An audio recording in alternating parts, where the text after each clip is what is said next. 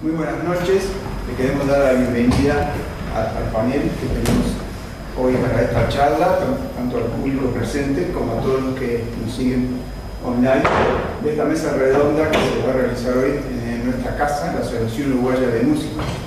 Tenemos el honor de recibir a los panelistas, algunos están presenciales y otros a través de online, como es Ernesto Pierro, desde Argentina, que es del Instituto Argentino del Tango, y también tenemos el gusto y el honor de recibir a Diego Cubelli, que es bandoneonista y poeta, acompañado por dos de nuestros socios de nuestra institución, que es Gustavo Borman, musicólogo, y Ariel Garcén, cantante de tango.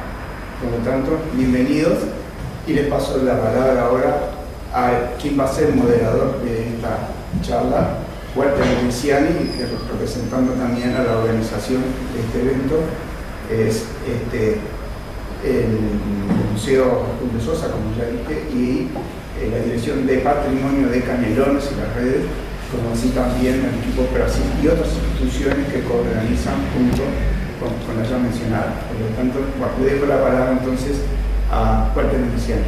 Muchas gracias.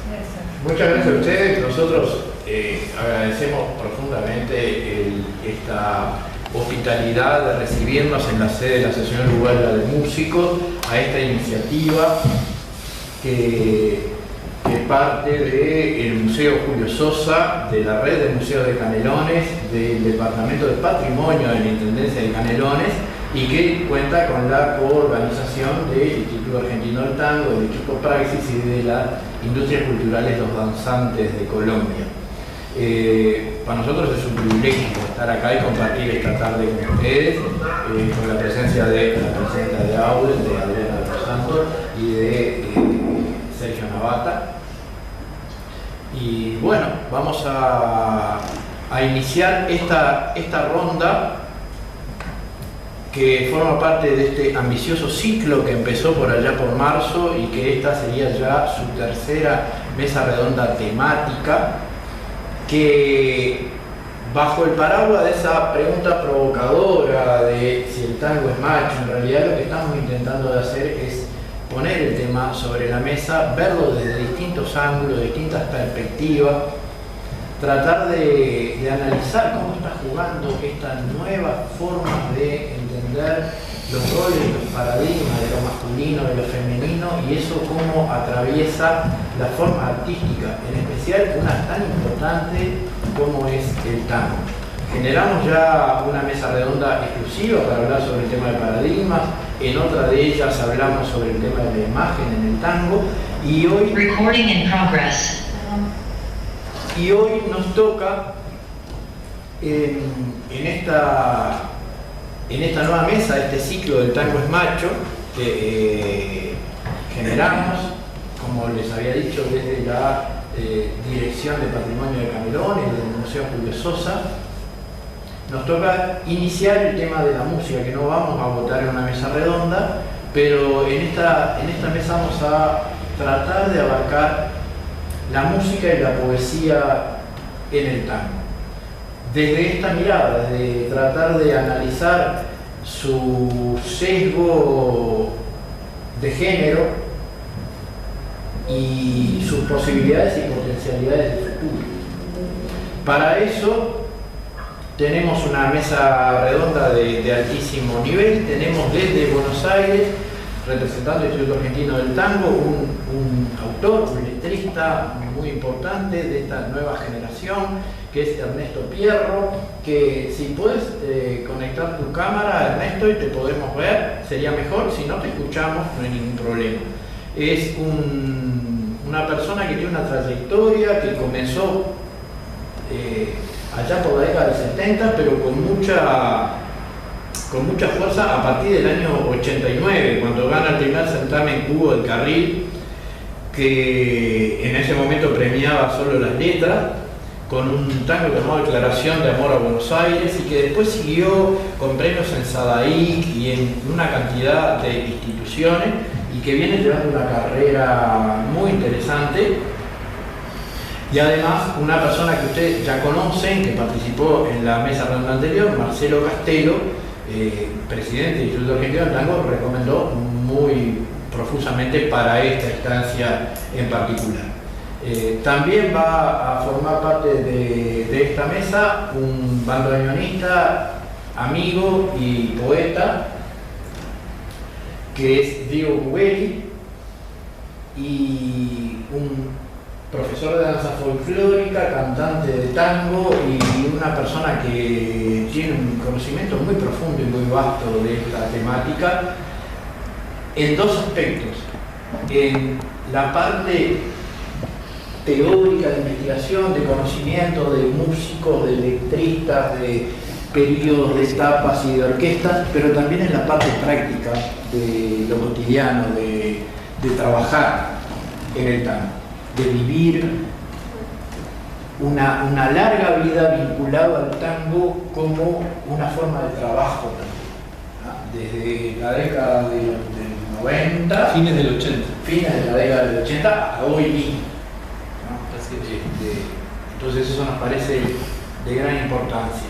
Y completa la mesa otro gran amigo, Gustavo Bolman, un musicólogo que tiene una también extensa trayectoria, con una mirada bastante profunda de los fenómenos de la cultura popular y de los diferentes estratos socioculturales que han desarrollado a lo largo de más de 150 años estas manifestaciones, estas formas que ahora disfrutamos, que son cambiantes y que se van modificando paso a paso a lo largo de los años, porque están vivas, porque no son piezas de museo que podamos ver de una vez y para siempre, sino que están en movimiento, y eso genera primero una fascinación y por otro lado también un desafío de comprender esta evolución constante y hacia dónde nos lleva. El tango es una forma cultural que ha recibido la mayor cantidad de extremauciones a lo largo de más de 150 años. Se lo ha declarado muerto en vía de extinción decenas y decenas y decenas de veces desde el 900 en adelante, y bueno, sigue viviendo y dando que hablar. La primera pregunta es, Ernesto Pierro, ¿nos estás escuchando? ¿Estás conectado? Hola, buenas tardes. No sé si ustedes me escuchan. Perfectamente. Bueno, en primer lugar quiero agradecer esta invitación, que por supuesto me honra, me pone muy contento, muy feliz. Bien, se me ha invitado a hablar sobre si el tango es macho y hacerlo desde una perspectiva de género. Yo diría, por un lado, sí, el tango es macho, pero también el tango es hembra. Desde ya comienzos de la época del siglo XX, el comienzo del tango canción, voy a nombrar, permiten, a tres referentes, a tres mujeres. Una de ellas, María Luisa Carnelli, no sé si la conocen, tuvo que escribir con el seudónimo de Luis Mario, porque por el machismo de aquella época se hacía impensable que una mujer escribiera tangos, pero lo hizo. Es la autora, por ejemplo, del vals Se va la vida, que grabara Agustín Magaldi, nada menos, y que tuvo muchísimo éxito. María Luisa Carnelli, una mujer que se separó en épocas en las que una mujer separada era poco menos que el diablo, y que enfrentó con coraje una sociedad que le era hostil. Otra mujer a la que quisiera mencionar es a Paquita Bernardo. Paquita Bernardo nació en 1900 y murió en 1925. Solo vivió 25 años, pero en los últimos 5 años fundamentalmente tuvo una gran carrera como bandoneonista. Sus padres en realidad le habían enviado a estudiar piano, pero ella, a escondidas, estudiaba también bandoneón. y llegó a tocar incluso en una confitería 18 de julio, ahí en Montevideo. Tuvo en esos últimos años de su vida, eh, también fue grabada por Gardel. Decía que tuvo en los últimos años de su vida un sexteto propio. El pianista de ese sexteto era nada menos que don Osvaldo Pugliese y el violinista Elvino Bardaro. O sea, una mujer de gran importancia y gran trascendencia en la historia del tango. También voy a nombrar a una uruguaya, Rosita Melo, que es nada menos que compositora que, como ustedes bien saben, pero años ha habido tal cantidad de tango, hablo ya corriendo el siglo XX, que ya más cerca en el tiempo, Susi Leiva, Rosana Falasca, en fin, una cantidad impresionante. Y para volver a los primeros años, yo diría que para mi gusto, al menos esto es personal, Libertad Marque es equiparable a Carlos Gardel y que hubo otras mujeres en la época como, bueno, Tita Merelo, Rosita Quiroga, Azucena Maizani, Mercedes Simone, mujeres que tuvieron una notable trascendencia en el género. Y ya en los últimos años, por supuesto, teníamos que referirnos desde ya fundamentalmente a Eladia Blasquez, de la que seguramente después volveré sobre ella. Pero bien, vamos a ver esto de que el tango es macho, que me voy a permitir tratar no de destruir, sino de poner en duda, digamos así, ciertos lugares comunes. Uno de los lugares comunes es este de que el tango es macho. Y bien, recién creo que intenté al menos mostrar que también es hembra, por la importancia que tenía la mujer en el tango. Decía que desde qué lugar don Celedonio Flores escribió por qué canto así, aquellos inmortales versos que nosotros nos maravillamos cada vez que los escuchamos en la voz de don Julio Sosa, a quien también me gustaría referirme luego, porque el tango es macho, porque el tango es triste, porque el tango es fuerte, perdón, dice don Celedonio Flores, ¿no? Y hay un par de miradas, porque por un lado podríamos pensar que dice que el tango es macho porque era una época de maleo, de compadritos. Podemos recordar a Jorge Luis Borges, dice, porque yo he visto bailar en un ocaso amarillo a quienes eran capaces de otro baile, el del cuchillo. O sea, una época marcada por esa cuestión de una discutible hombría, como aquella otra, más que discutible hombría de esta otra, en la cual era frecuente, era habitual, era aceptado por la sociedad que un hombre le pegara a una mujer, por ejemplo. Hoy todos entendemos, o creo que todos entendemos que eso no es hombría, sino cobardía, pero en aquel entonces esto era así. Y esto es una mirada que se puede poner de aquellos versos de Celedonio Flores. Pero hay otra mirada que a mí me resulta mejor, digamos así, que es aquella del coraje. El tango, en su música y en su letra, nos muestra el coraje, y el coraje es imprescindible para vivir, ¿no es cierto? Volviendo a la mujer en el tango, debo decirles, no sé cómo será en Montevideo o en todo Uruguay, pero aquí en Buenos Aires, en la época actual, es, yo diría, más importante que el hombre, la presencia femenina en a veces también en calidad.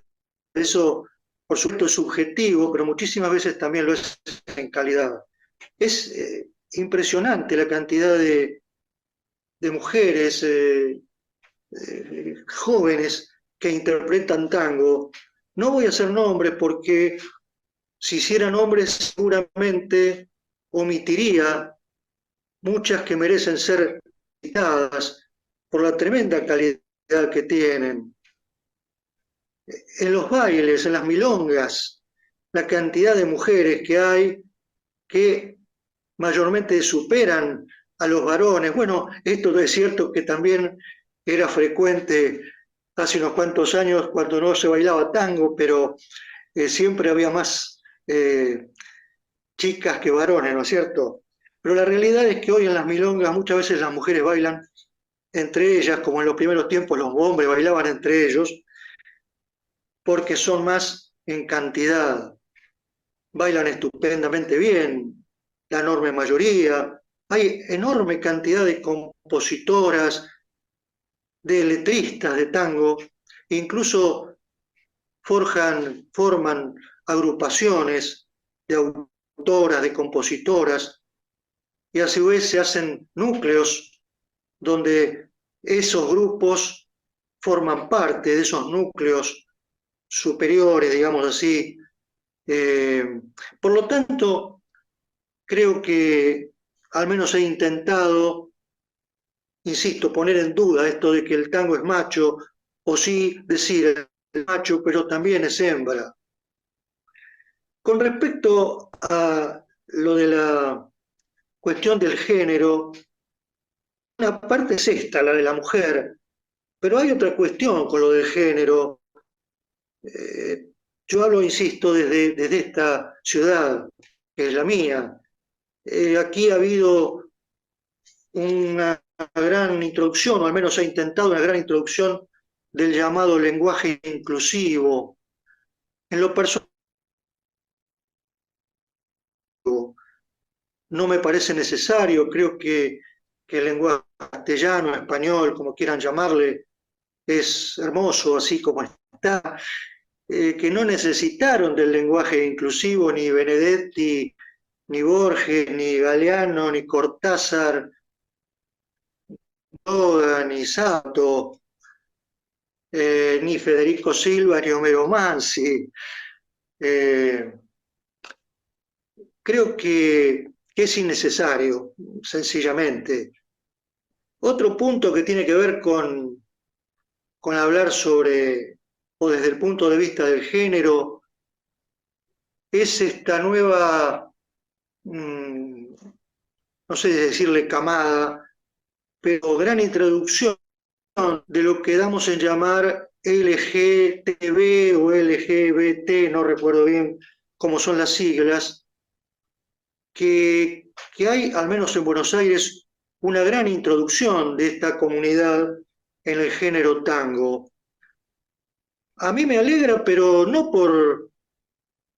porque sean una comunidad singular, que en otras épocas era discriminada,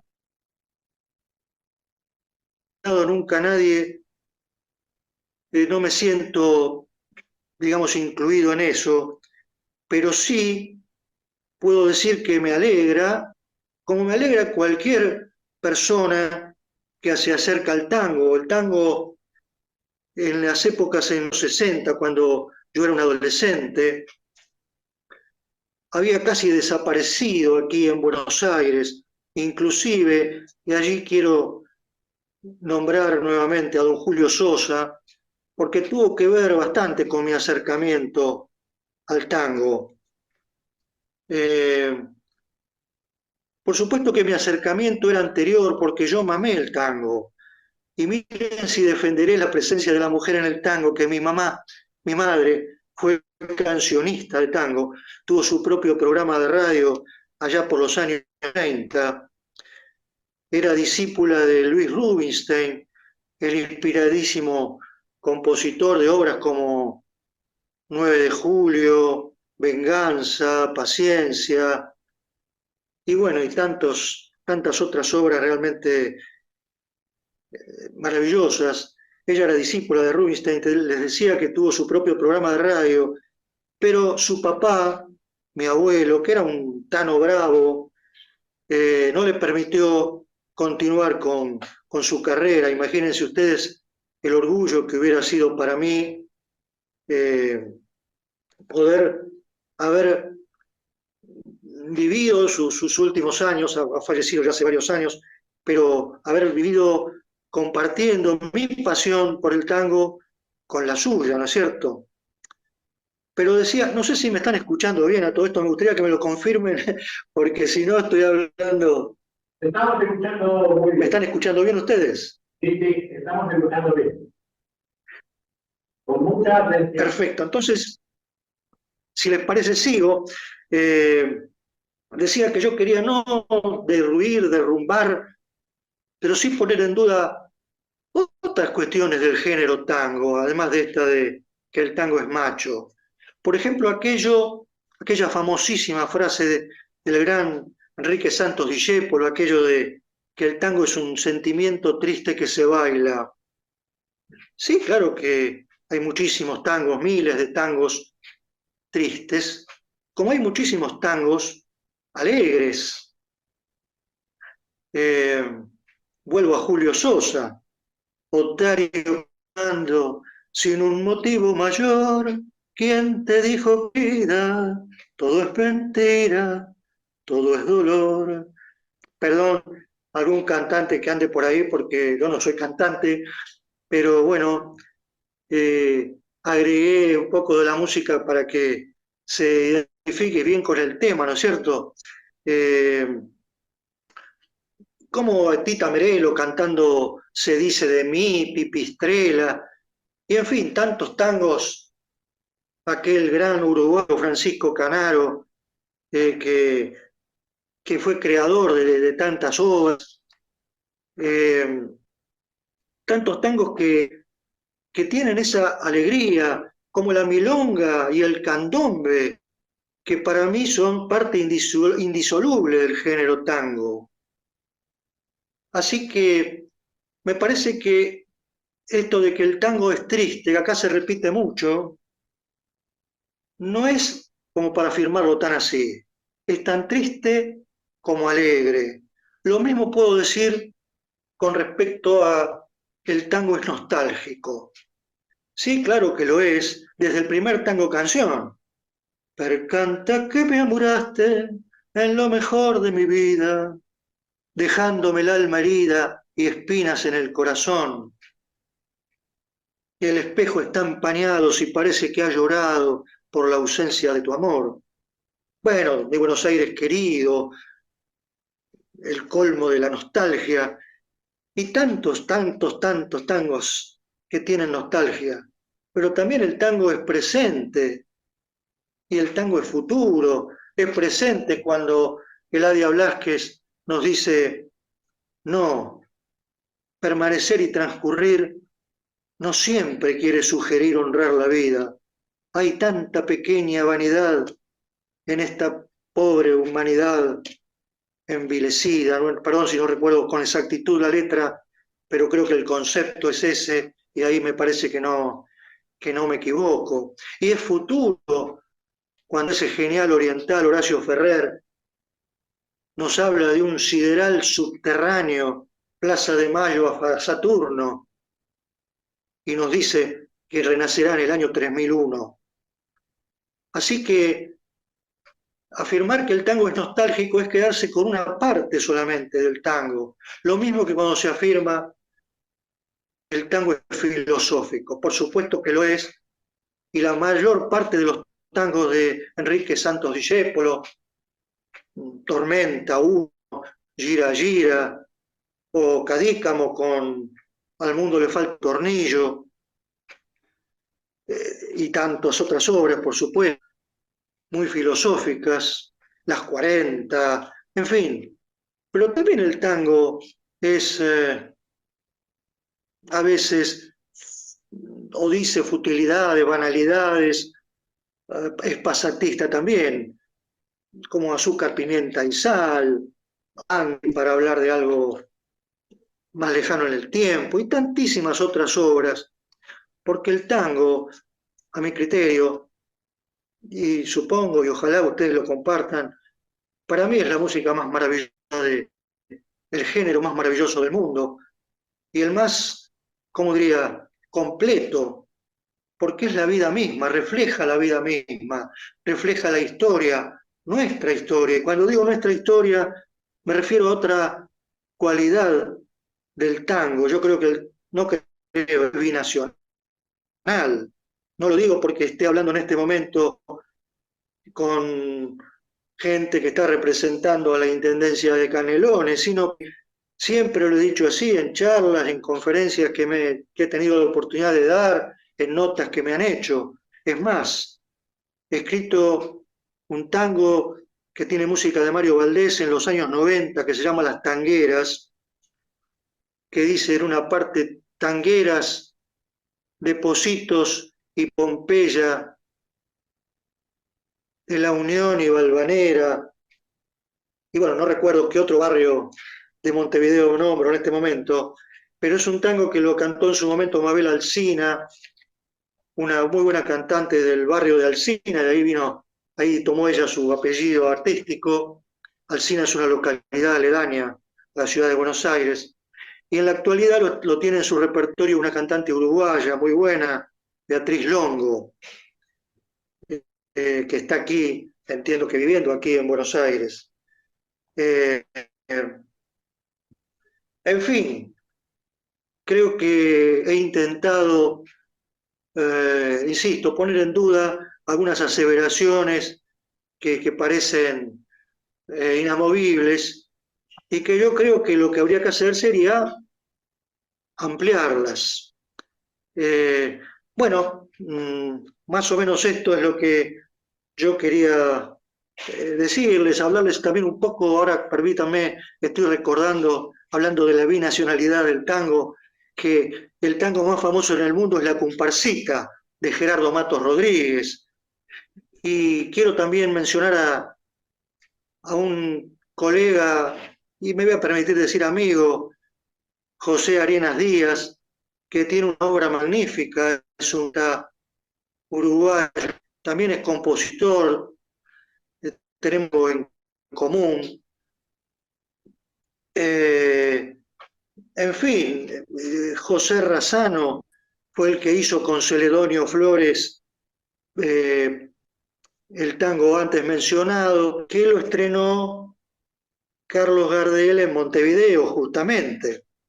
Además de esa disputa sobre si Gardel es uruguayo o francés, en la cual yo no pienso meterme, pero de todas maneras, cuando he estado en Uruguay, pocas veces lamentablemente, pero cuando he estado en Uruguay, escuché en las radios uruguayas mucho más tango del que se escucha aquí en Buenos Aires, donde, te debo decirlo, una radio que hay en una FM dedicada específicamente al tango.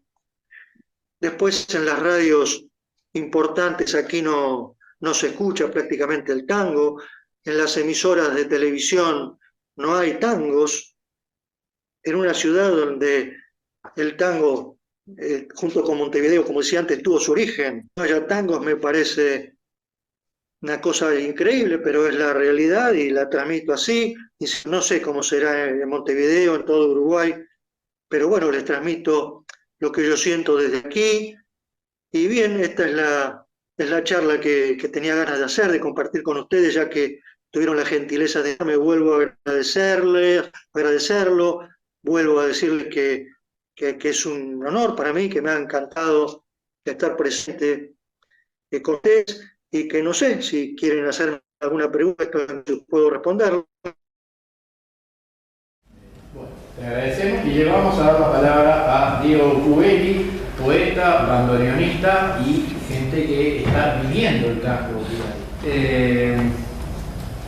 Bueno, primero, gracias por la invitación. Hablar de este tema un tanto complejo, digamos. Desde que Walter me hizo la invitación, hace unos días ya, bueno, vengo tratando vengo pensando la respuesta a la gran pregunta de esta mesa, que es el tango es macho. Para salir de toda duda, les aclaro ya desde el principio que no sé, que no les puedo responder eso. Así que, pero igualmente voy a tratar de ir por otro lado. Y sin desviarme tampoco de la pregunta. Entonces, dicho esto, ¿el tango es macho? No lo sé. Ahora, si nos preguntamos, ¿el tango es machista? Bueno, ahí hay otros elementos que capaz que por ahí sí se puede ir un poco. Para simplificar un poco algo que ya sabemos, el tango es una música popular, por definición. Después lo popular en algunos momentos fue más popular, en otros no tanto, pero no deja de ser una música popular por los elementos que maneja y la forma de transmisión, digamos. Entonces, al ser una música popular, es natural y es obvio que en todas sus facetas transmita lo que está viviendo la sociedad en determinado momento. Eso es muy básico, pero es así. El tango, que ahora Walter hablaba hoy, más o menos 150 años, capaz un poquito menos, pero estamos ahí, para una música popular es muy poco de extensión, pero sin embargo se ha ido modificando y ha ido eso. No sé si evolucionando, yo no me gusta mucho eso porque la evolución no se sabe. No sé, cuando se dejó usar la guitarra para usar el piano, bueno, puede ser una evolución o capaz que no, si seguían tocando, no sé. Es un cambio, es una modificación de los elementos. Entonces, esto como muy básico. Entonces, si es un género que absorbe lo que está pasando en la sociedad, es claro que va a ser machista porque la sociedad en determinado momento era machista y capaz que todavía sigue siendo. Pero a mí me parece que hay una cosa un poco más atrás de eso. Claro, el tango es macho de hoy lo tenemos acá, es lo que tenemos, pero atrás hay un tema grande que sería una forma de buscar una caracterización del tango, de ver de dónde toma sus elementos y cómo los transmite. Entonces, hay muchas cosas, por ejemplo, para ir a las letras, que el tango siempre se permitió. Por ejemplo, el borracho, y con orgullo, el puro kurda, es un borracho, soy borracho y de puro kurda nomás no me pasa nada, pero soy borracho. Eso está permitido y se festeja y se sigue cantando hasta el día de hoy. El que se juega la plata en la timba, en la carrera, también es una cosa que está permitida, digamos. Siempre desde el punto de vista de los hombres, las mujeres no hay mucha.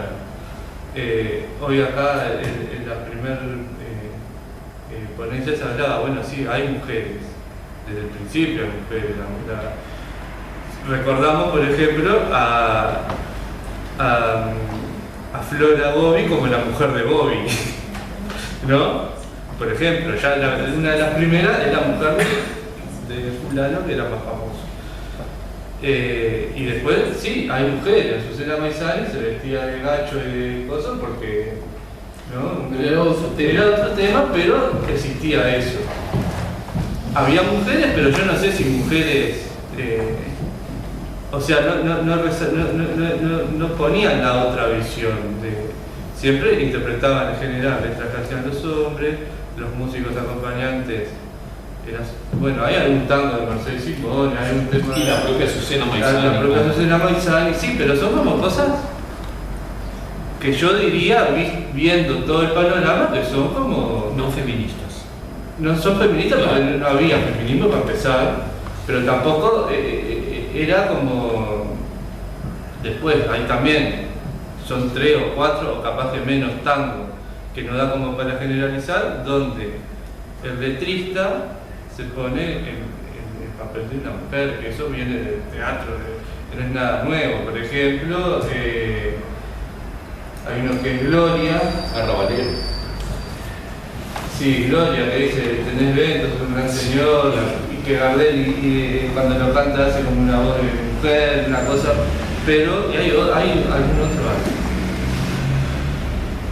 Entonces, hay cosas que no sirven para generalizar, como no sirve ninguna generalización en ningún género musical y en el tango menos. Porque, ¿cuál es uno de los problemas del tango? Es que todo lo que está escrito, ahora yo me cuelgue, pero todo lo que está escrito del tango por parte de gente, ahora en los últimos años no tanto, pero cuando el género estaba vivo y la gente escribía, no tiene ningún tipo de formación, digamos. Hay gente que transmite anécdotas, ¿no? Historiadores, digamos, que transmiten anécdotas, otros que van generando como una esto de decir, bueno, la orquesta de Canalo en el 20 estaba formada por fulano, ¿eso para qué nos sirve? No sirve para nada. O que el Quinteto Real estaba formado por que toda la historiografía del tango, Cronistas. que se cita normalmente, es eso, gente que tenía, que estaba inserta en el medio, entonces podía decir, bueno, Troilo compuso tal cosa en la cocina el tal día, que son cosas que aportan color, pero no aportan realmente ni sobre la música, ni sobre la poesía. Sobre la poesía no hay nadie, pongámosle que Idea Villarini hizo algún estudio, pero tampoco, eso no está bien visto por la gente del tango. Dice, no, esta gente no es del tango. Entonces, se invalida eso porque parece ser que tenía que ser gente de, yo qué sé, lo de García Jiménez, todas esas cosas, es gente que estaba ahí. Por ejemplo, uno puede leer, hay las memorias de Canaro, por ejemplo, que es un librazo así, y claro, él se tira, es el fenómeno. Y esa es la historia de Canaro, la que escribió él, yo qué sé, ese tipo de cosas. Bueno, por no hablar de Canaro y sus amoríos, que ahí ya nos metemos en otro chismerío. Pero tiene que ver igual con esto, ¿no? Entonces, tenemos eso, que el tango está en un medio, que no tenemos cómo acceder tampoco con bibliografía adecuada. Hay que limpiar mucho para llegar a algo de interesante. Mismo los libros de Ferrer. Perdónenme si me meto en terreno, pero es como la biografía, los 3 libros del tango. Hay que se puede sacar cosas porque es lo único que hay sobre mucha gente, es a lo que podemos acceder es a lo que escribió él. Y bueno, entonces, sigo sin responder si el tango es macho. Yo me resisto un poco a eso, a decir el tango es macho, el tango es hembra, lo que sea. El tango como género es música y es letra que transmite lo que escribe. A lo que sí quería ir, por ejemplo, una cosa que no tenemos en la cabeza cuando pensamos, o por lo menos así veo yo que no. Hay muchos tangos, sobre todo en la primera época, que son como pequeños sainetes, digamos. Tienen el nudo, tienen una historia, entonces son pensados para eso. No es que el letrista, y digo letrista a propósito, no digo poeta, porque también eso, paréntesis, esta gente que escribía, cuando decía poeta que escribía tango, era porque ya estaba en otro nivel. Y eso no tiene por qué ser así, puede ser un letrista y puede ser un fenómeno igual. No es que le decimos poeta y le levantamos el rango, ¿no? Hay algunos que sí, que son poetas porque además escribían otro tipo de cosas, pero hay letristas que son solo letristas y los tangos son redonditos y son fantásticos. Entonces, a lo que iba antes del paréntesis es que se puede pensar, porque esto sí me interesaba para hablar del machismo y lo que se transmite, que muchas veces la persona que escribe no está transmitiendo, porque eso es de los últimos tiempos, que el artista tiene que transmitir lo que quiere.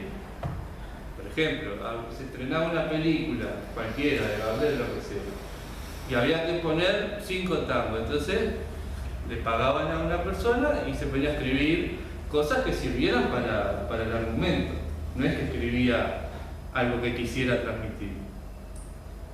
Y hay muchos tangos que después nos olvidamos porque que salen de una obra de teatro, que lo estrenó alguien en una hora y después se grabó y quedó sobre el tango, en películas también, y eso está buenísimo ver.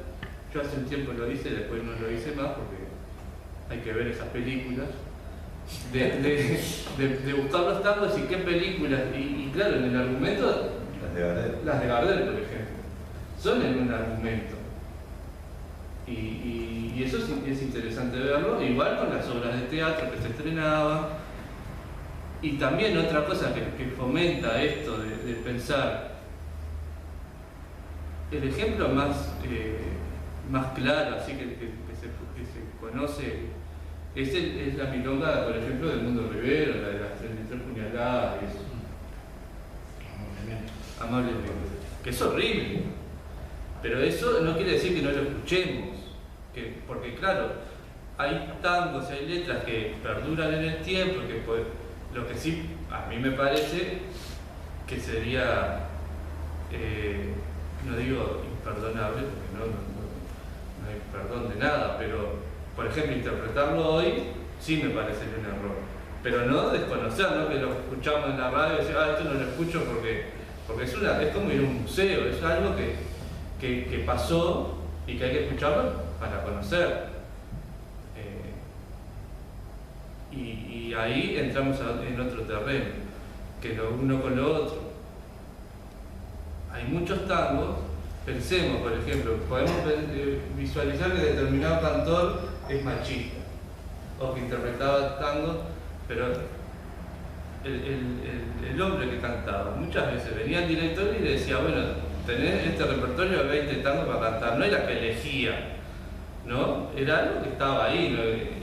Y después hay historias de cantores que decían, no, a mí este tango no me gustaba y lo cantaba igual, o eran por encargo o eran así. Lo que quiero decir con esto, que no es que todo lo que había era un producto del oficio, ¿no? Había que cantar determinado tema y había que ponerlo en versos y con la música que ya estaba hecha o no, en general sí, y se veía. Entonces, eso son como cosas como para ver. Y después, como para cerrar esto también, quería plantear el asunto que tiene que ver con todo esto que vengo diciendo, que tiene un poco va en el camino de pensar como letristas de tango, como un músico, como cualquiera que esté interpretando tango.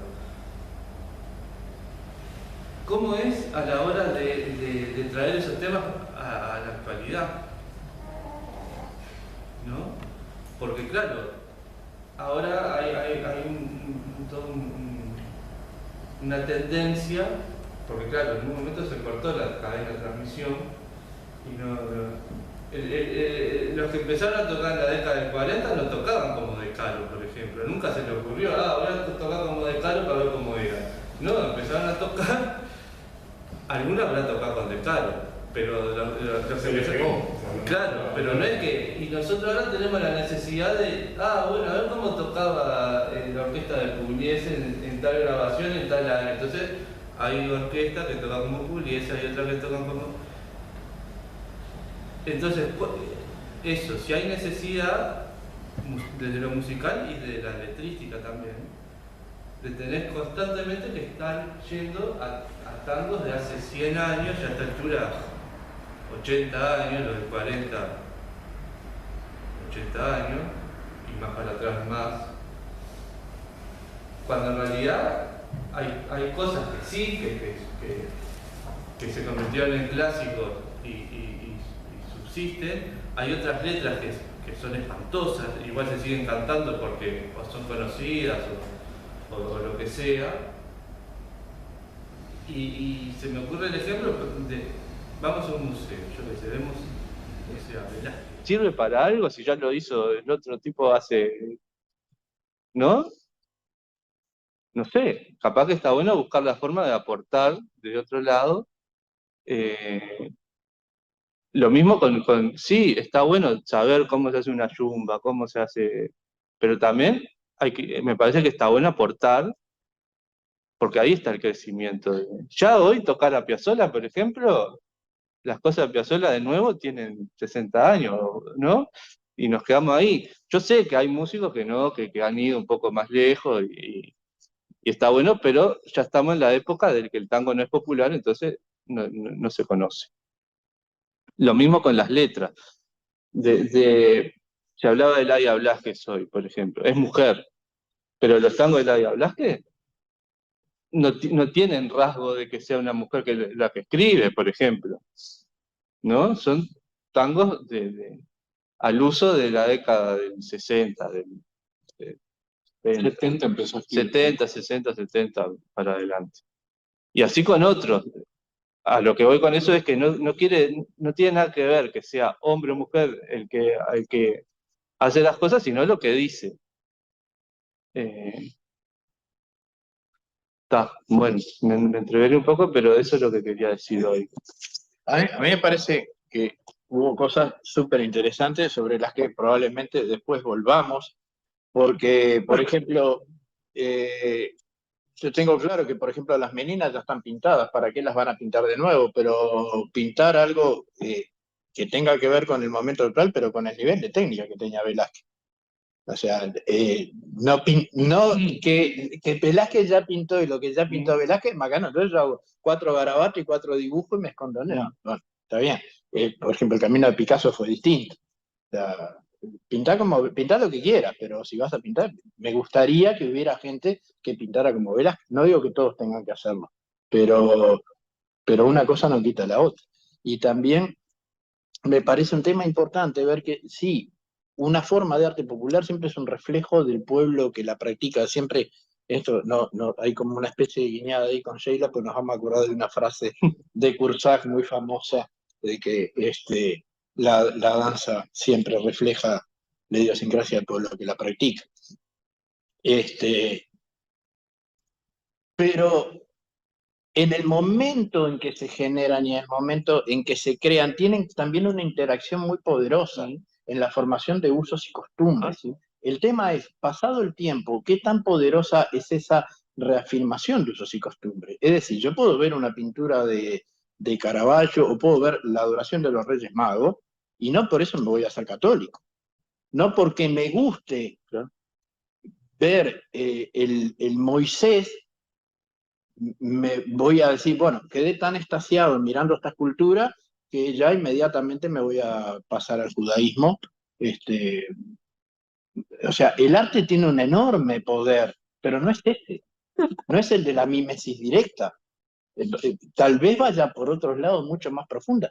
Tal vez hasta el tema pueda separar la forma del concepto y tal vez también pueda jugar como provocación. Tal vez yo pueda ver y admirar el David y las dificultades que tuvo Miguel Ángel para construir con un bloque de mármol que habían desechado varios escultores antes que él, y no por eso me tenga que creer toda la historia bíblica de la pedrada y toda esa historia. Digo, hay como mucha tela para cortar en estos temas. Hay segunda vuelta. Recién estamos empezando. Porque ahora me acordé que me quedó algo por decir. En la segunda vuelta. La segunda vuelta.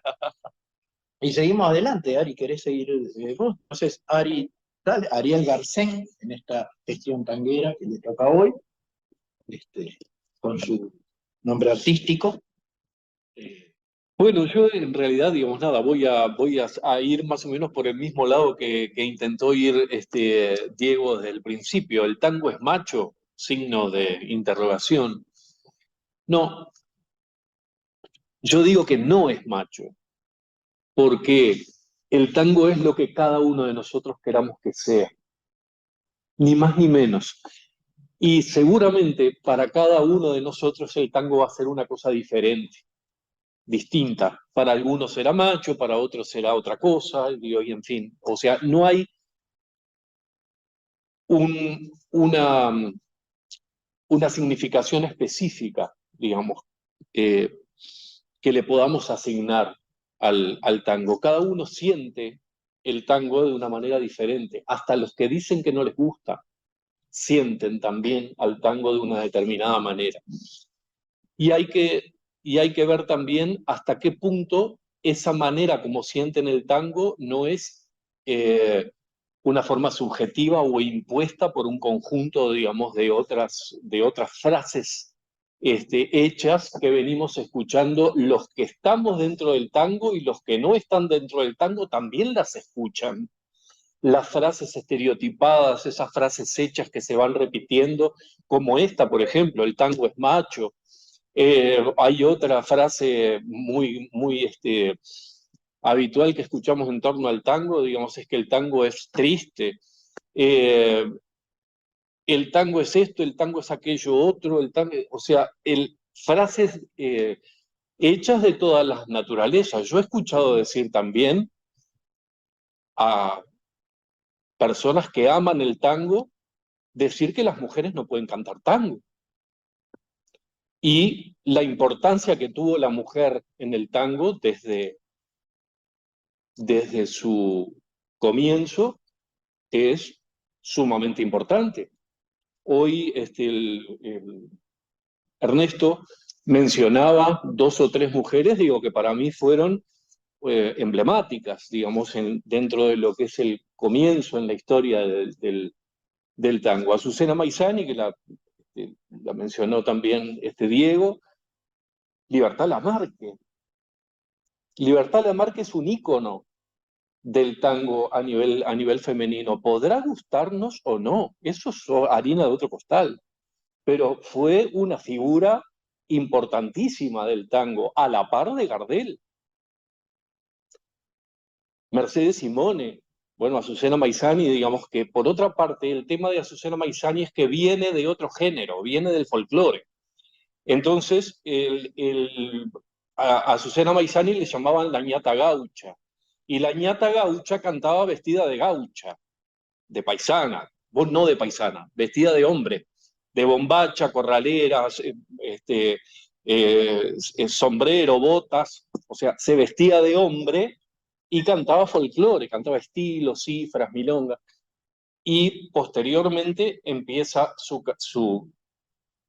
incursión con el tango, y ahí ya no se viste más de hombre, se viste, digamos, de mujer, pero siempre como con una característica masculinizada. Eso es verdad también, siempre había algún elemento o alguna cosa, digamos, que ella mantuvo como de la etapa anterior. Y por otra parte, teníamos el caso de Tita Merelo también, digamos, donde yo creo que lo que ocurría era que representaban capas sociales diferentes. No era el mismo estilo ni el mismo extracto social que pretendía representar Libertad Lamarque. Era otro. Ahora, o sea, lo que querían mostrar era una mujer de determinada clase y una mujer de otra clase diferente. Tita Merelo se sentía orgullosa de ser una mujer arrabalera, de venir del suburbio, y ella defendía básicamente, digamos, encarnizadamente, digamos, esa mujer. Cuando escuchamos el tango Pipistrela, por ejemplo, hay que escucharla a Tita Merelo, digamos, cómo ella goza decir que le hacía una caidita de ojos al que le vendía la verdura, mientras ella le hacía la caída de ojos, ella le afanaba un repollo. ¿No? Yo le pongo los ojos para arriba y de mientras le afano un repollo, decía. Entonces, claro, hay una enorme diferencia entre los que nos quería comunicar Libertad Lamarque, que era como una especie de ternura femenina, con una voz muy aguda, siendo jovencita, después cantaba como los dioses, digo, pero cuando tenía 18, 20 años, digamos, tenía una voz muy, muy aguda, sin educar, digamos, que por ahí de repente no sonaba, digamos, estridente al oído. Y teníamos a una Azucena Maizani, digamos, que cantaba cosas que incluso, por otra parte, digamos, fue compositora también, y siempre firmó ella. Y hay tangos de Azucena Maizani que se cantan hasta el día de hoy. El caso de lo que decía hoy Diego de Canaro, ¿no? Los amores de Canaro, digamos, y toda la cuestión, los amoríos de Canaro. Uno de los amores, grandes amores de Canaro, digamos, fue una de las mujeres más importantes del tango, Ada Falcón. Y hay, digamos, datos, digamos, de que el vals, yo no sé qué me han hecho sus ojos, fue escrito por Canaro para Azucena Maizani, que tenía unos ojos verdes grandotes, así como los de Shakespeare.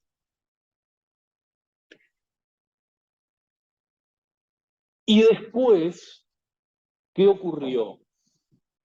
Las grandes orquestas típicas en la época del 40 y del 50, casi todas, no todas, pero casi todas, en algún momento de su trayectoria incorporaron alguna voz femenina, porque los que no se animaban a hacerlo firmaban algún contrato donde se los exigían, y en algunos otros casos querían probar a ver qué pasaba. Y muchas veces ocurrió que en el probar a ver qué pasaba, terminaba siendo más importante la mujer que la propia orquesta. Casos que se pueden nombrar algunos.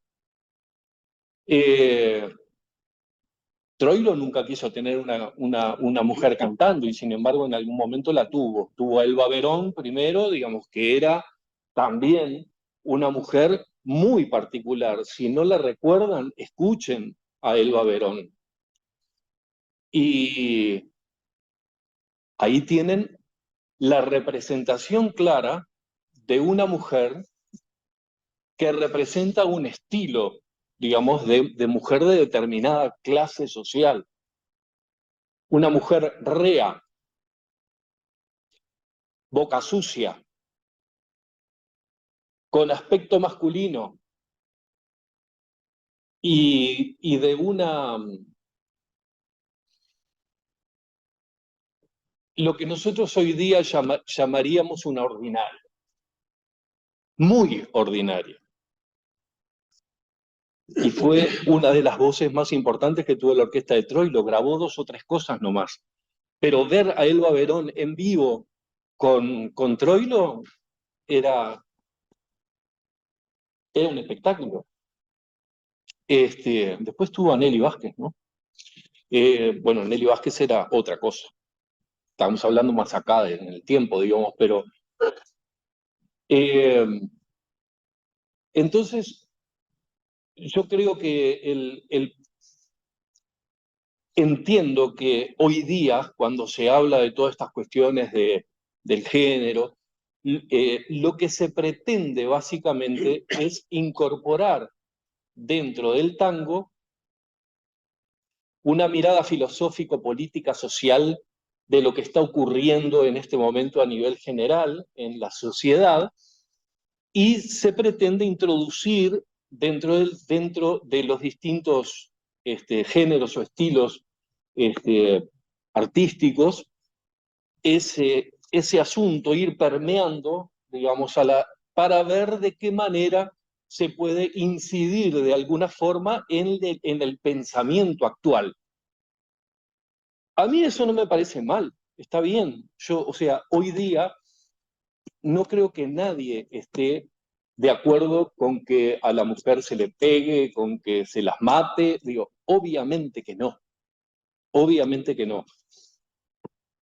A pesar de que si nosotros repasamos la letra del tango arrabalero, el título de un tango que cantaban las mujeres y que hasta el día de hoy lo siguen cantando, que dice: ahora aunque me faje Purrete arrabalero, él sabe que lo quiero con todo el corazón y que soy toda suya, que suyo es mi cariño, que nuestro será el niño, obra del metejón. ¿Quieren cosa más políticamente incorrecta que eso? Hoy día está el caso, digamos, del tango Atenti Pebeta, que lo cantan chiquilinas que salieron ahora. Francis Andreu lo canta. ¿Saben lo que dice Atenti Pebeta? Es el consejo que le da un hombre adulto a una chiquilina, le está indicando cómo debe conducirse frente, digamos, a el vínculo, digamos, con un varón. Entonces le dice: cuando estés en la vedera y te fiche un bacanazo, vos hacete la chitrula y no te le des chavés. Que no manche que estás pronta al primer tiro de lazo y que por un par de leones bien planchados te perdés. Cuando vayas para el centro, caminás junando al suelo.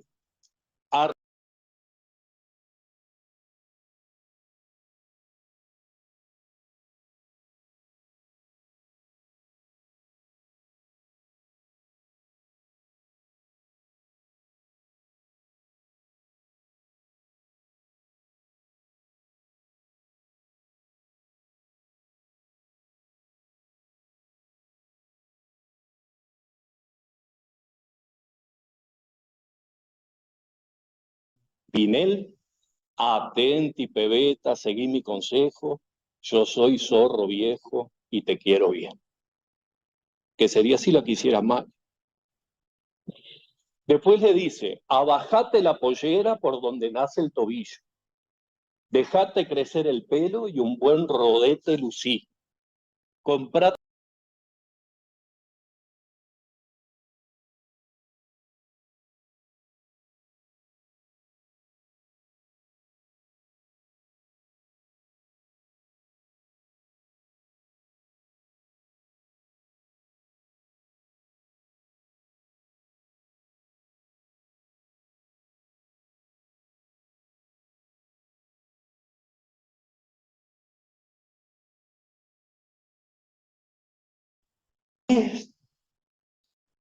Es maravilloso. Ahora, lo que refleja eso es la sociedad en un determinado momento. Así funcionaba. Estaba naturalizado que en determinadas capas sociales las cosas funcionaban de esa manera.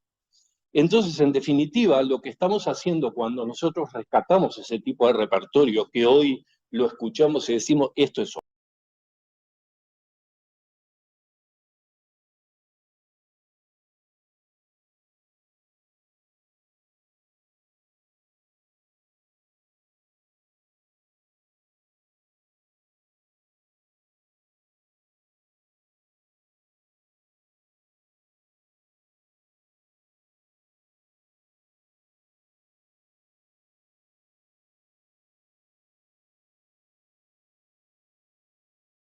Diego, te escriben un tema y sos parte de una obra de teatro y vos tenés que cantar eso, pero la gente no puede identificarte a vos con lo que estás diciendo.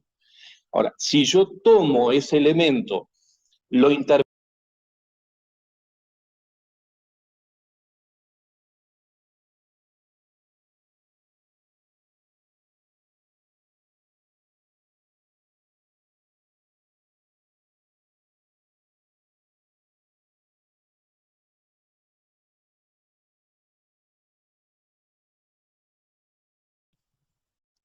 y así sucede con todas las, con todas las letras. Yo tomé un par de letras que son muy,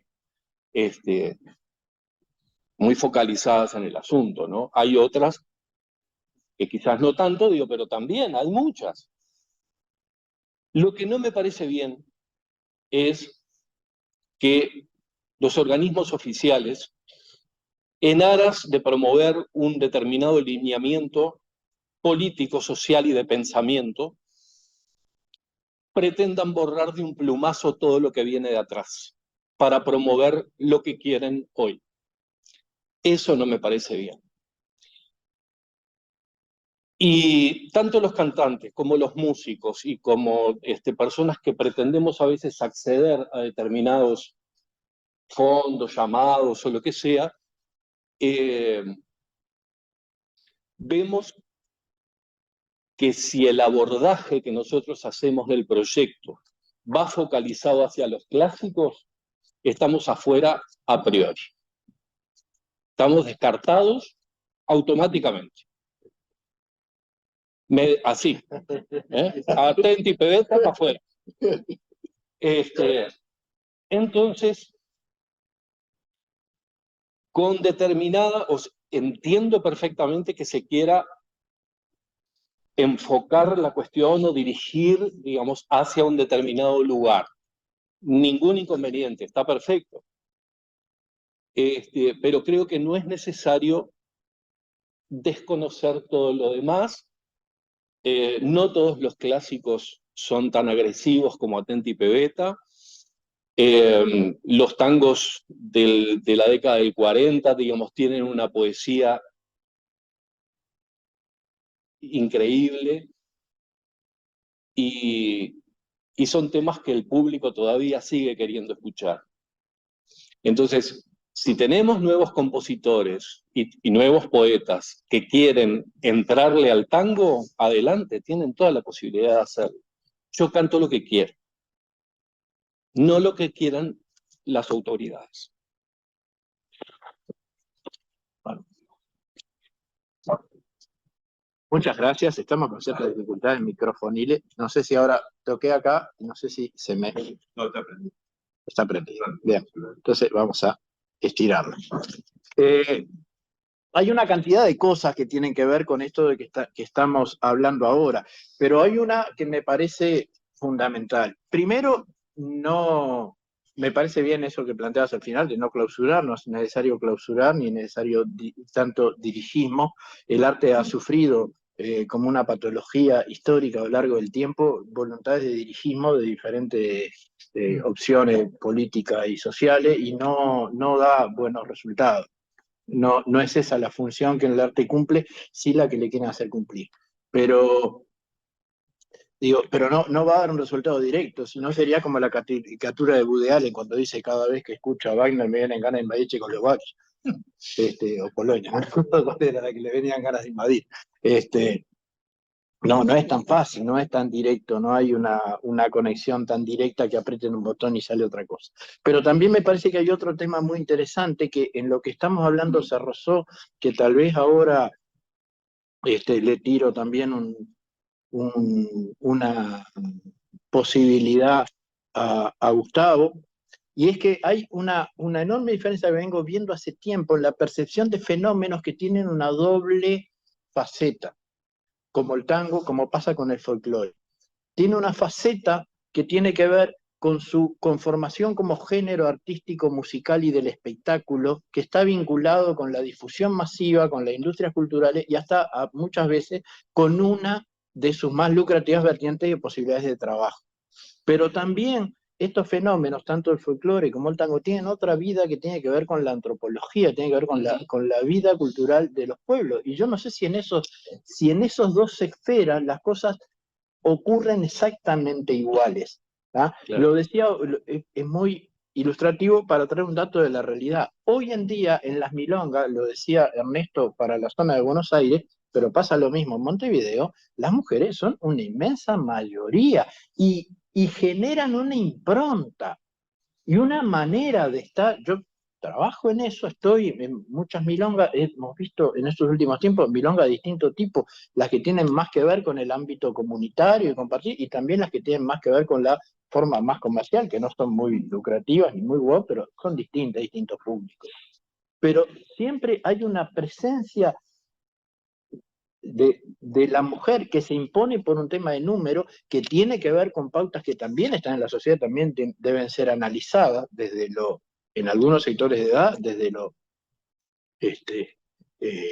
estrictamente poblacional y en otros por otros temas, pero ocurren cosas distintas. Una cosa es la grabación del disco, la película, el video de YouTube, el escenario, y otra cosa es lo que ocurre y lo que ocurría en el ámbito popular, Claro. porque tenía una vida popular.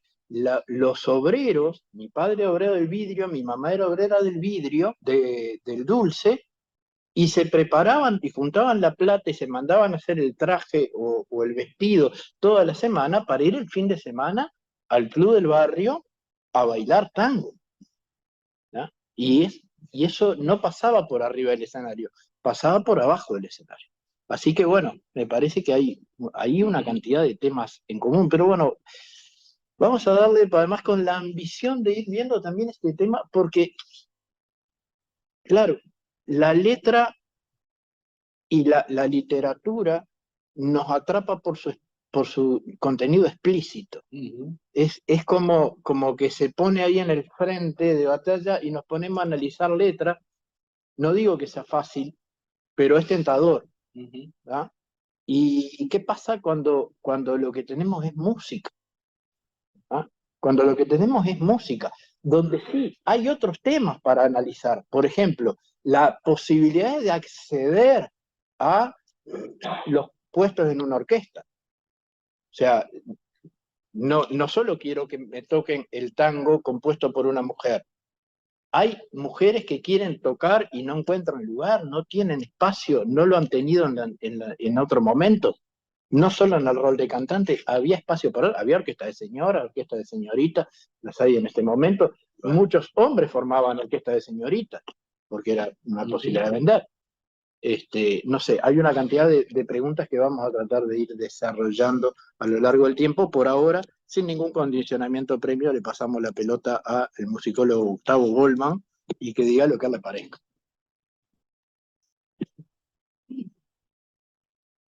Estaba pensando.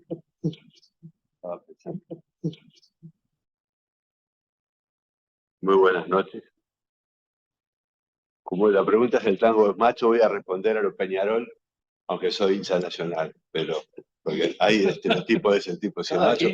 A mí la pregunta es el tango es macho, me hace acordar de eso que están pasando ahora, si la milonga es hija del candombe o el tango, si es sobrina o tataranieta, hay cosas que a nadie le importan, pero y que no hay una respuesta para esas cosas.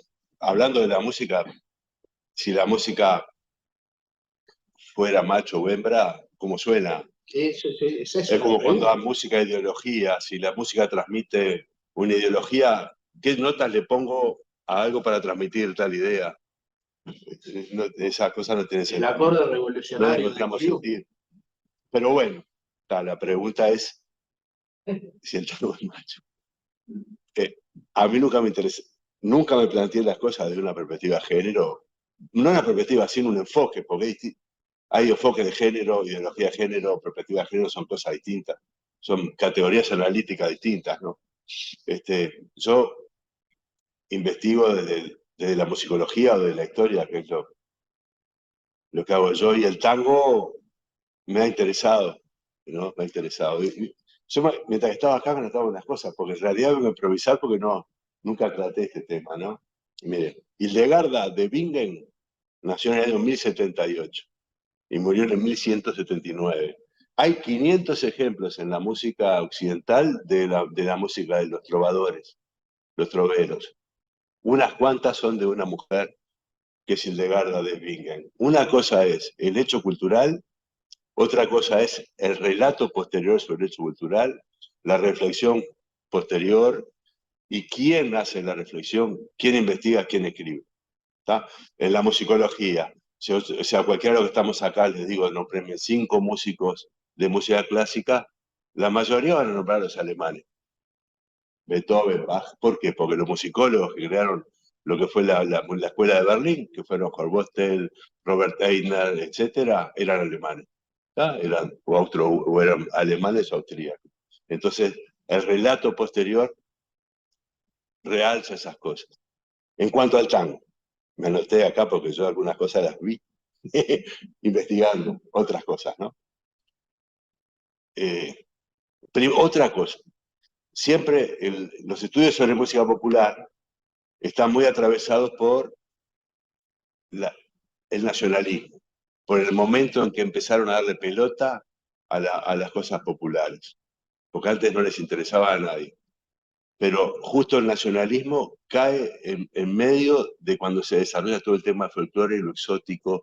Entonces, los estudios de música popular, y sobre todo y en el caso del folclore, que es lastimoso, pero en el caso del tango también, están como atrapados en el corsé de los Estados-nación. Y yo hace tiempo que, no va a ser solo yo, porque estoy escuchando a Faustino Núñez, otros musicólogos, piensan como yo, yo ubico al tango en una perspectiva más atlántica, más global, como un producto genuino del capitalismo y de las industrias culturales en Occidente. O sea que el tango, y sin embargo hablamos del Río de la Plata, de Argentina, Montevideo, etcétera, ¿no? Que acá se desarrolló, se cultivó, se grabó, se tocó, ¿no? Pero mira, por 1840 y pico se muda a una negra de La Habana a España. Había dos, una se llamaba María Loreto y otra se llamaba Martínez, de apellido. Estas mujeres cantaban, se dedicaban a cantar, ¿no? Entonces, una de sus piezas era lo que era el tango americano, el tango en ese momento. Bueno, esas cosas generó un éxito bárbaro. Faustino, después yo vi esas cosas, no las utilicé mucho, pero Faustino Núñez, un musicólogo español, escarbó muchísimo, que estuvo presente la otra vez con nosotros en un evento. Escarbó, esa música como fue una novedad. Hay que tener en cuenta que Cuba era la última colonia que le queda a España, que fue colonia hasta fines del siglo XIX. Entonces la relación entre La Habana y Cuba, y sobre todo con Cádiz, ¿no? El puerto de La Habana con el puerto de Cádiz, tuvo una importancia capital, ¿no? Entonces todo lo que pasaba por ahí era tomado por los maestros de zarzuela, etc. Entonces eso lo sabe todo el mundo. Los tangos fueron tomados por los maestros de zarzuela, fueron incorporados. Ustedes fíjense que cuando surge la ópera en Italia, en el 1600, los temas eran mitológicos, era Dafne, Eurídice, el Orfeo de Monteverdi, ¿no? Y hablaban todos esos temas que era lo que estaba, se entendía como bueno para colocar en ese momento. Cuando el tango se vuelve cuando la ópera se vuelve un espectáculo y es tomada por los empresarios, ya un poco más adelante, los temas empiezan a ser otros. Y cuando surge la ópera, la ópera comique, la ópera bufa, o la zarzuela, se empiezan a tomar temas más mundanos, más comunes y corrientes, que son los temas que toca el tango. El tango no toca nada diferente que lo que tocan las zarzuelas españolas en los inicios del tango. Tocan esos temas, el tema de los compadritos. Hay una crónica de la verbena de la Paloma hecha acá en Montevideo, que en la crónica dicen que bailaban y el tipo la apretaba y hacían dice la crónica, hacían cada quebrada de cadera que no lo he visto ni en los bailes de para afuera. Entonces, yo, por un lado está el hecho cultural y otro la reflexión posterior, ¿no? Entonces, ¿por qué dije lo de Loreto, estas mujeres? Eso se vuelve moda. Y hay algunos músicos que, porque la música, hay una cosa que parece obvia, o parece estúpida, pero la música, ¿de dónde viene? De la música. no viene de otro lugar, la música viene de la música, un músico escucha música, vos sos músico, vos, y todo el tema que rodea la música, lo contextual. Yo investigo y escribo, pero cuando toco música me interesa un pepino a mí. En mi caso particular no me interesaron nunca las letras, nunca. Soy un analfabeto en cuanto a los textos de las canciones, me interesa solo la música. He hecho canciones, pero siempre como un adorno, en general, ¿no? Entonces, no es lo mismo que toque yo que toque Paul McCartney, ¿no? ¿Cuál es el que causa más impacto? ¿Yo o Paul McCartney? ¿Eh? Hubo músicos que en la construcción del tango, hombres y mujeres, porque empezamos con un hombre primero, que fue Luis Moró Gottschalk, que fue un pianista virtuoso, alumno de Liszt, que nació en 1828 por ahí, o el 20 y pico, y murió en el 69 en Río de Janeiro. Es interesante. Gottschalk era como los Beatles de su época. La prensa lo seguía. Hoy toca el maestro Gottschalk en Río de Janeiro. Creo que se murió de sífilis en Río de Janeiro porque era un galán, Gottschalk. Lo seguían por todos lados, el tipo estaba presente siempre en la prensa. Punto. Gottschalk que toca danzas cubanas, Souvenir de La Habana, La Gallina, Ojos Criollos, piezas que tenían que ver con ese aire cubano que tenía el patrón de tango habanera que pam, pam, pam, pam, pam, pam, pam. Una chiquilina que se llamó Eloísa Derville, que nació en 1800, la anoté acá, 42, que nació en España. Su mamá era cantante y su papá era como el que la regenteaba a las dos, la presentaba. Pero el papá, a su vez, su negocio era vender comida para los esclavos en La Habana. Era un empresario de comida para esclavos. Entonces Eloísa Derville, que era una pianista virtuosa, para que tengan una idea, en la prensa de la década de 1850, aparece en España, en Francia, dando conciertos para la realeza, como una niña prodigio de 8, 10, 12 años. En el 60 se muda a La Habana con su papá. ¿A quién conoce? Justo en La Habana, ¿a quién ha ido a vivir? Gottschalk. Y Gottschalk estudió con Liszt. Se dice que Eloísa Derville estudió con Liszt, me puse en contacto con los familiares, que nunca no se puede comprobar, pero Eloísa sí estudió con Liszt, con Gottschalk. Gottschalk la trae, viaja a Río de la Plata. Gottschalk hacía giras por todo el Atlántico, se mataba tocando por el Atlántico. Trae a Eloísa Derville a Río de la Plata, toca en Montevideo, se termina casando con un uruguayo, que le parezca mentira, es brutal. La tipa está, supuestamente tiene un tango conocido que se llama Yo soy la rubia, que es una respuesta a la morocha, pero es la autora del tango El Queco, que es uno de los tangos, de los primeros tangos, que son esos tangos que se les llaman prostibularios. El Queco, sí, es la autora de Eloísa Derville. Bueno, Eloísa Derville, pero no solo eso. Eloísa Derville compuso tangos. Ahora, Gottschalk también tuvo en todo el Atlántico, en Río de Janeiro, los puertos, Río de Janeiro, un puerto importante, Montevideo, Buenos Aires, La Habana. Gottschalk iba mucho a Río de Janeiro. ¿Con quién toma contacto? Con Chiquiña Gonzaga. Chiquiña Gonzaga nació en 1847, Eloísa Derville en 1842. ¿Vieron los años? Gottschalk 20 años antes, estas mujeres 20 años después. Chiquiña Gonzaga, que es la diosa del lloro en Brasil, no componía lloro, componía tango Brasil, tango componía. Componía tango, Corta Yaca, pila de tango compuso. En el Arcebo Chiquiña Gonzaga hay 70 entradas de tango compuestos por Chiquiña Gonzaga, ¿no? Después, bueno, lo que les quería decir que dos mujeres que tuvieron una importancia radical en lo que fue el género del tango, en el Atlántico, en esos inicios, ¿no? Chiquiña Gonzaga murió en 1935, Eloísa Derville, vivieron, ¿no? Eloísa Derville vivió 101 años, la tipa. Murió en 1943, creo. Sí, señor, nació en 1842, 1943. Lo que les quería contar con esto es eso, que una cosa es la música cuando se desarrolla. Y otra cosa después cuando se construye la historia de la música, como dijiste vos, con los fanáticos del tango, los hinchas del tango. Me acuerdo cuando era chico, grande valor del tango, el poeta del tango, ¿cómo se llamaba? Que Sí, había un poeta. había uno de pelo blanco, se paraba y ponía voz de macho así. No me sale el nombre. Yo tampoco. Era el poeta del tango y hablaba el poeta del tango. Sí, era muy famoso. Era famoso, el tipo se paraba y hablaba tango, que me hiciste mal, no sé cuánto. No, Después, no me sale. Yo veía con mi abuela que no te valor el tango, entonces lo tenía claro. después, con respecto al tema del género, ¿no? Yo, igual que vos, no tengo ninguna respuesta con respecto a eso, no me hago ninguna pregunta. Lo que sí es que lo que no podemos caer es en la anacronía, ¿no? En el juzgar una cosa del pasado con la ideología del presente, que después se derrumba, porque ahora fueron las internas, ya los comentarios con Valeria Ripoll, que ganó las internas, en las redes lo que fueron, ¿no? ¿Sabes? Se la anduvo con cuántas tenés que, ¿no? Para llegar a un cargo. O sea que esos relatos se caen enseguida.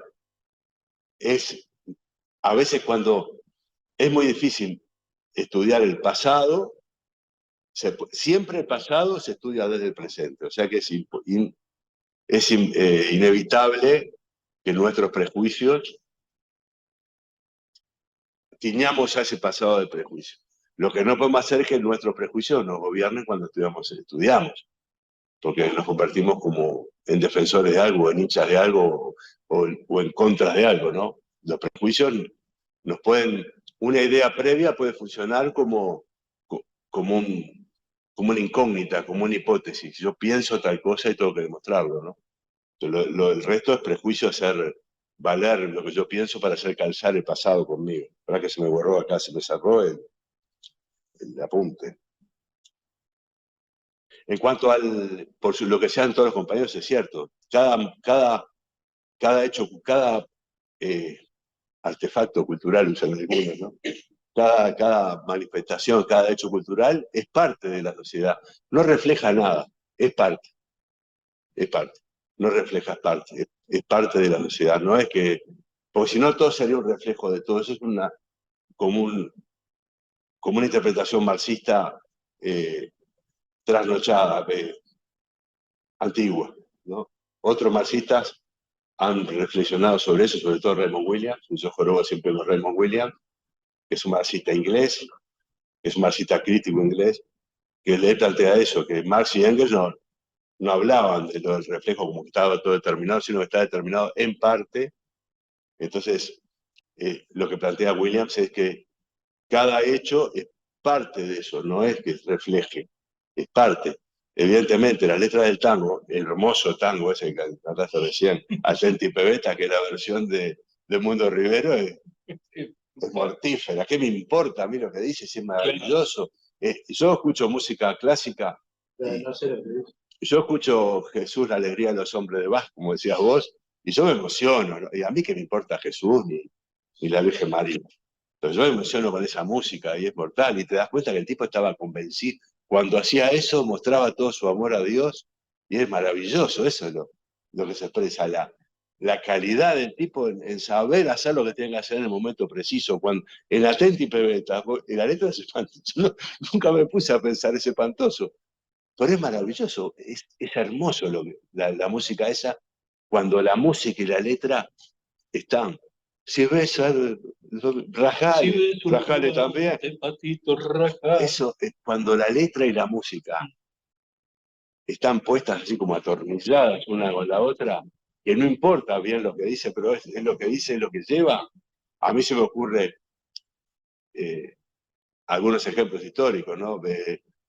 Jacques Alcadet, El Viaje del Cecchini, una música francesa, Yves Gilofny de Thomas Tallis, yo qué sé, obras que hablan de Dios, cada palabra está puesta, es como que está hecho con un bonito así que no le sobra nada ni le falta nada cuando uno dice lo que es la perfección, como hablaban en otras épocas, la perfección de la manifestación, esa palabra que aparece en la Edad Media, en el Renacimiento, en el Barroco, la perfección, eso cuando está todo como que no le sobra nada, lo sacaron así y no le podés tocar ni una nota porque lo estropeás.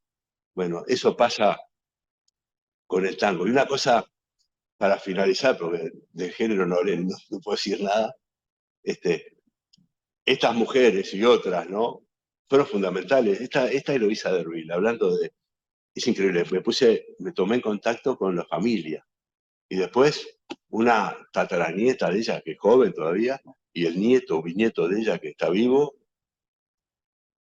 Y me enteré, la tipa se había casado acá, después se separó, y como teníamos 50 y pico años, se casó con un muchacho de 20 y algo de años. Chiquinha González igual, en Brasil. Las dos tienen esa misma historia de mujeres que se casaron con hombres mucho menores que ella, ¿no? Pero bueno, está. Lo que me preguntaste vos, Walter, yo Creo que de lo que hablaste sale lo mismo, porque esa... Primero, ya está, perdón, ahora me acordé. El tango, y Ari dijo, el tango no es una manifestación uniforme ni nunca lo fue.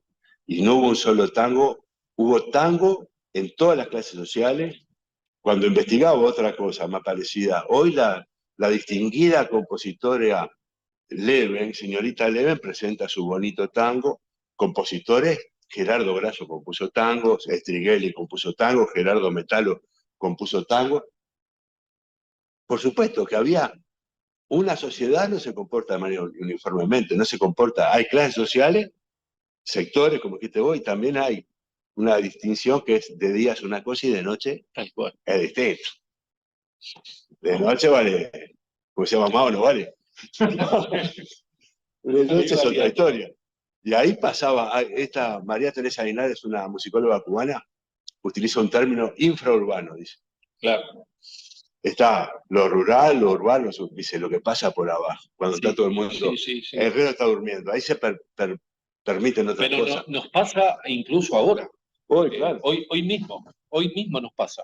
Una cosa es la parrillada, otra cosa es el cabaret. Sí, claro, a eso. Los mismos, hay un libro divino, un cura, Antonio Ferrán se llamaba, y a fines de siglo se disfraza, increíble, ¿no?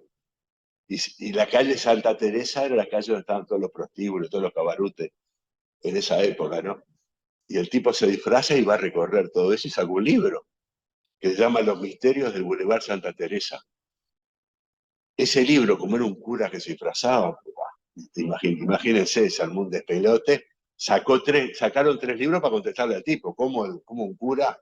El loco se recorrió todos los cabarutes y contaba en la calle tal cosa, y describía, y dice, en el bar de donde aparece uno que es el hijo de un político de clase alta de la familia, las prostitutas lo conocen con el nombre de Orejas, y es el que toca el piano, es el pianista. Los mismos músicos que componían valses, polcas, mazurcas, yotis, etcétera, para los bailes, y compañías también. Cuando el tango arranca, también se ponen a escribir tango, porque primero no tenía nada de malo, porque era normal que en ese ambiente se tocaran y se cantaran. El Museo Romántico tiene muchas partituras de tango de fines del siglo XIX, principios del siglo XX. Lo que pasó después, que una cosa parecida pasó en el carnaval. El carnaval, lo saben bien, no era el carnaval de las clases bajas. En el 1870, 80 eran las clases altas, las que salían a concursar sus conjuntos, iban en carruaje, habían comparsas de a pie y de caballo. Pero después, el tango también, el proceso de gestación del tango se puede inscribir entre 1870 para adelante, ¿no? Es la época del afianzamiento del capitalismo. El capitalismo trae aparejado también la consolidación de una nueva clase que es la clase obrera. Entonces, todo eso va tejiendo un número, va cambiando un poco el lugar. Entonces, evidentemente, ¿quién impartía la religión y las buenas costumbres, los manuales de urbanidad, bla, bla, la iglesia, ¿no? Después la escuela, etcétera, ¿no? No todo el mundo accedía a eso, y esa gente también hacía cosas. Entonces, cuando las clases populares toman el carnaval a principios del siglo XX, las clases altas, ¿qué hacen? Se retiran. Eso, lo que he visto es que en el tango pasó un fenómeno parecido. Después el tango quedó estereotipado con el compadrito, la mala vida, la prostitución, etcétera, y en realidad lo que era prostibulario era ese ambiente, no el tango. Todo varía. Pasó por 2 o 3 etapas muy distintas. Sí. Y otro tema interesante es que el tango no fue... hablamos del abrazo en el tango, ¿no? Yo de danza no sé nada, ¿no? Pero el abrazo en el tango. El abrazo no se dio en el tango, se daba en todo lo que había para bailar. Bailaban el himno nacional en el ambiente y apretaban. Como hacíamos todos cuando bailábamos las letras, hermano. Venían las rápidas, las letras, y se iban apretando un rato más. Pasaba, se venían más, la canción lenta, no me acuerdo, y después pasaba un rock and roll y estábamos todos apretando, no aflojábamos nunca. Era lo mismo. Lo que pasa es que Cursage pecó por ese error, eso que pone, le costaba muy caro, ¿no? Que es eso de que el tango inaugura la danza de abrazo. Bueno, es simplemente un error, digo, no invalida. Es una visión. Es un error, yo creo siempre que fue un error. O sea, tenemos ya una sensación de contacto, muchas danzas de contacto, y acá en nuestro puerto de todo teníamos la habanera, y a mí no me digas que la habanera con una mano apoyada en la cadera a las 3 de la madrugada y con unos vinos arriba. No me venga que las manos se quedaban ahí. Digo, no, porque no es posible en el mundo real, solamente ocurre, claro, cuando yo solo veo documentos que fueron producidos en determinado momento y analizo la vida a través de documentos, me estoy perdiendo las clases que no producían documentos. Y viste que vos, hablamos otro día por teléfono, en los manuales eso de baile, en el manual de baile de Viñoli, Marcelo Viñali.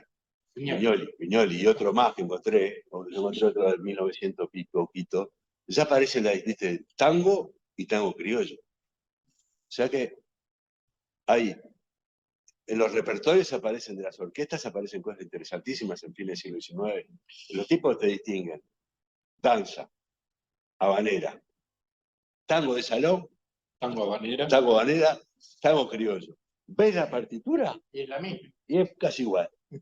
Yo acá traje en el pendrive, traje ejemplos de partituras. Traje un tango de una comparsa de negros 1870 del Uruguay, de Montevideo, Cortayaca, y un tango de un músico uruguayo que se llamaba Eje Calderón de la Barca, que firmaba como Eje Calderón de la Barca, vivía en la calle de Nueva York.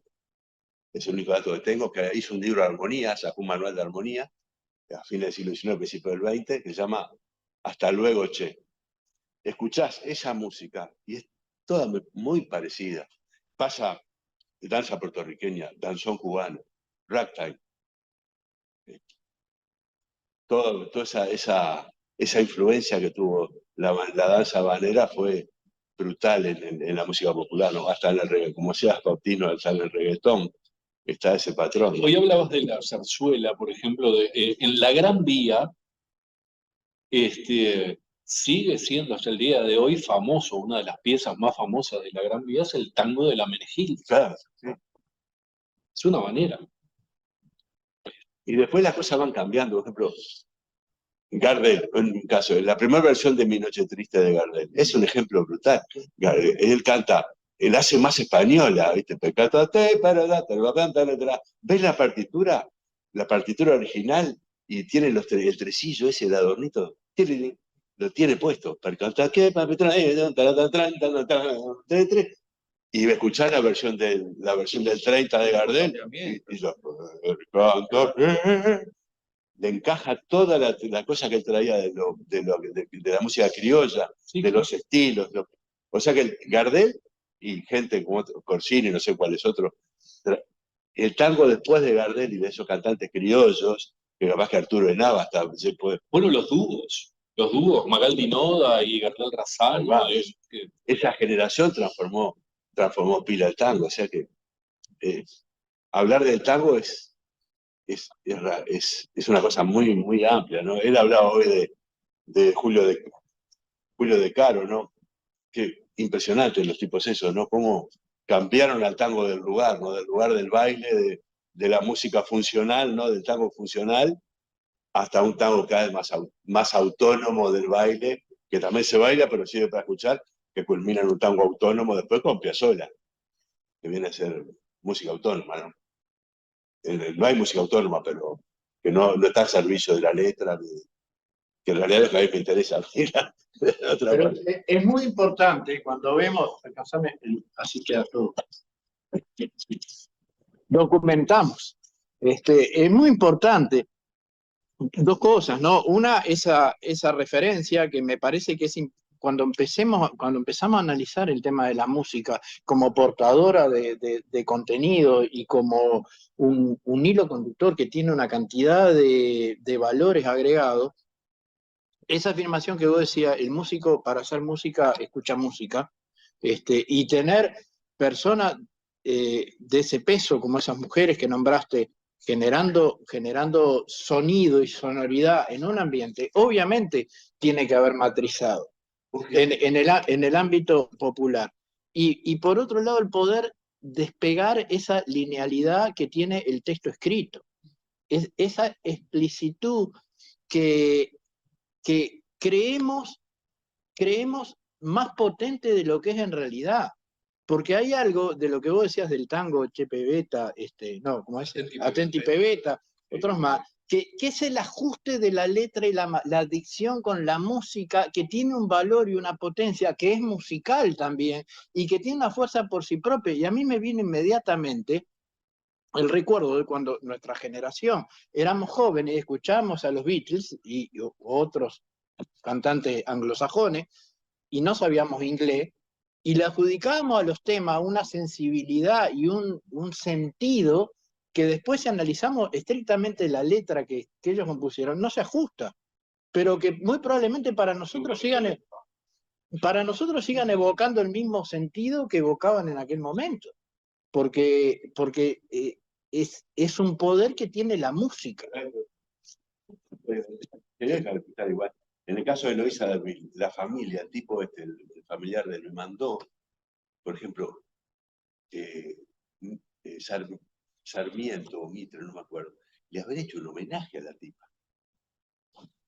Y me mandó fotografías de cosas en reconocimiento de Eloísa Derville en 1860 y pico, firmadas por esta gente. O sea que la tipa fue una tipa de peso. Encontré un diccionario de pianistas virtuosos europeos, españoles, y estaba esta mujer Eloísa Derville. Figura Eloísa Derville. Le componía, tiene música compuesta para el rey de no sé cuánto. Y a veces no es que no estuvieran presentes, sino que después el relato, la desaparición literaria, ¿no? Decía Marcelo Castelo el otro día, elegimos no recordarlo. Sí, por eso. No investigarlo. Bueno, había pendiente una segunda vuelta de Dios Welly, que había quedado con unos temas ahí. Pero ya más o menos se dio por cubierto el tema. Así que... Bueno, yo me queda agradecerles profundamente esto. Una cervecita arreglamos. Esto no es muy difícil. Agradecerles profundamente esto. Vamos a seguir con este ciclo, vamos a tratar de pulir, limpiar, editar todo este material para que este material se transforme en algo que sea visitable y de consulta. Y bueno, por mi parte nada más. No sé si alguien quiere intervenir, preguntar algo, alguien quedó con alguna duda. Quedamos completamente expuestos a su opinión. Si hay dudas es ahora, o callen por un rato. Callen para siempre no, porque es demasiado lapidario. Bueno, por ahora cerramos, los invitamos para la próxima mesa redonda, que va a tener también el tema de la música, porque el tema de la música no se termina tan fácilmente, no podemos terminar con la música de un plumazo, por más que lo intentemos, persiste, y vamos a empezar también a contaminar a la música con el tema de la danza. Así que para la próxima